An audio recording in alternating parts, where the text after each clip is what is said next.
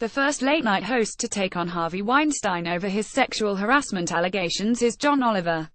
On Sunday's Last Week Tonight, Oliver called out Weinstein for former executives' infuriating response to the claims. Said Weinstein last week in a statement to the New York Times, which published an exposé about Weinstein alleging decades of sexual harassment. "I came of age in the 60s and 70s, when all the rules about behavior in workplaces were different. That was the culture then.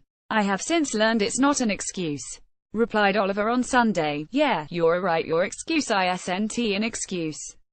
In fact, it isn't even an excuse for the behavior in the 60s. Well, back then we had no idea that women didn't want to be forced to look at dicks that wasn't discovered by scientists until 1998. It was a different time." Oliver then cited a report from HuffPost alleging Weinstein exposed himself in front of a local news reporter and masturbated.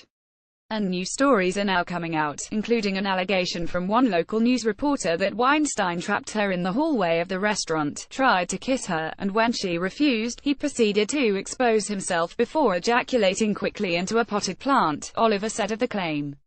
"So, step aside, chocolate, you're no longer the most horrifying picture that Harvey Weinstein has ever produced."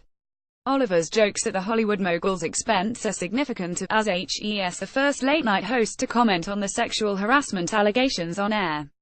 Both Jimmy Kimmel and Stephen Colbert called out the claims against Weinstein on social media, while The Daily Show host Trevor Noah made a brief mention of Weinstein as an aside last week during a joke about Carolina Panthers quarterback Cam Newton, who was criticized for making a sexist comment. This past weekend, Saturday Night Live also failed to take aim at Weinstein, even during Weekend Update. According to the New York Times, jokes about Weinstein were cut from the broadcast.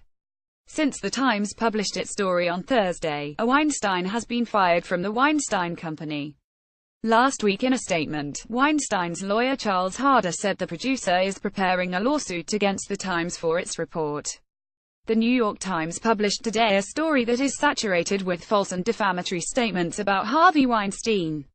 It relies on mostly hearsay accounts and a faulty report, apparently stolen from an employee personnel file, which has been debunked by 9 different eyewitnesses. "We sent the Times the facts and evidence, but they ignored it and rushed to publish. We are preparing the lawsuit now. All proceeds will be donated to women's organizations."